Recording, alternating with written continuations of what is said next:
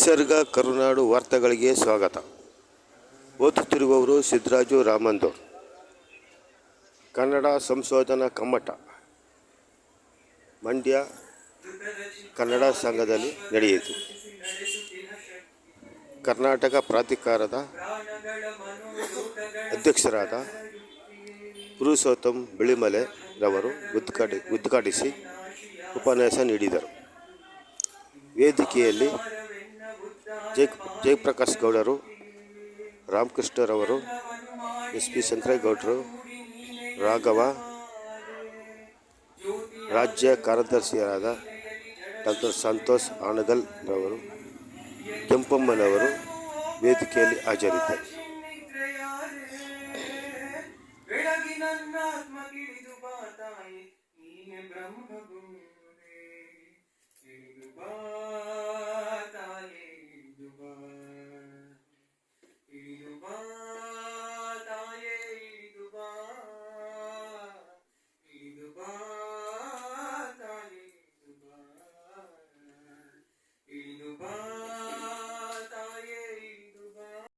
ಇದರ ಕಾರ್ಯದರ್ಶಿಯಾಗಿ ಕೆಲಸ ಮಾಡಿದ್ದಾರೆ ಎನ್ನುವಂಥದ್ದು ಬಹಳ ಮುಖ್ಯವಾಗಿರ್ತಕ್ಕಂಥ ಸಂಗತಿ. ಸೊ ಇಷ್ಟೆಲ್ಲ ಇರ್ತಕ್ಕಂಥ ಇತಿಹಾಸ ಇರ್ತಕ್ಕಂಥ ಈ ಸಂಸ್ಥೆ ಯಾಕೆ ಅದು ಕಾಲದಿಂದ ಕಾಲಕ್ಕೆ ಅದು ತನ್ನ ಬಿಳುಗಳನ್ನು ಕಟ್ ಮಾಡಿಕೊಂಡು ಬರ್ತದೆ ಅನ್ನುವಂಥದ್ದು. ಯಾಕೆಂದರೆ ಯಾವುದೇ ಒಂದು ಸಂಸ್ಥೆಗೆ ಸರ್ಕಾರದ ಸಾರ್ವಜನಿಕರ ಆಶ್ರಯ ಇರಬೇಕಾಗಿರ್ತಕ್ಕಂಥದ್ದು ಬಹಳ ಮುಖ್ಯ ಆಗ್ತದೆ. ಯಾವುದೇ ಕೆಲಸವನ್ನ ಸರ್ಕಾರ ಮಾಡ್ಲಿಕ್ಕೆ ಸಂಪೂರ್ಣವಾಗಿ ಮಾಡ್ಲಿಕ್ಕೆ ಸಾಧ್ಯ ಆಗುವುದಿಲ್ಲ.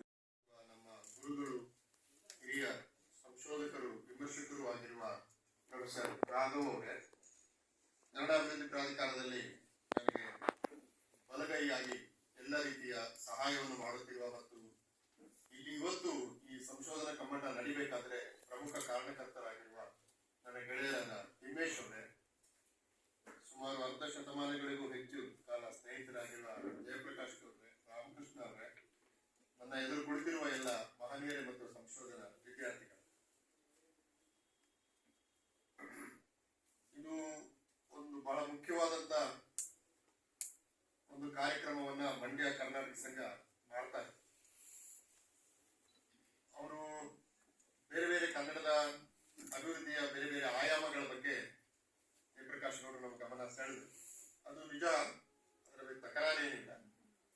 ಆದ್ರೆ ನಾವು ಏನು ಯೋಚನೆ ಮಾಡ್ತೀವಿ ಅಂದ್ರೆ ನಮಗಿರುವ ಸೀಮಿತವಾದಂತಹ ಅನುದಾನದಲ್ಲಿ ಈಗ ಸಾಹಿತ್ಯಕ್ಕೆ ಸಂಬಂಧಪಟ್ಟ ಕಾರ್ಯಕ್ರಮ ಮಾಡ್ಲಿಕ್ಕೆ ಸಾಹಿತ್ಯ ಅಕಾಡೆಮಿ ಇದೆ, ಜಾನಪದಕ್ಕೆ ಸಂಬಂಧಪಟ್ಟ ಕಾರ್ಯಕ್ರಮ ಮಾಡ್ಲಿಕ್ಕೆ ಜಾನಪದ ಅಕಾಡೆಮಿ ಇದೆ, ಸಂಗೀತ, ನೃತ್ಯ ಇತ್ಯಾದಿಗಳಿಗೆ ಸಂಗೀತ ನಾಟಕ ಅಕಾಡೆಮಿ ಇದೆ.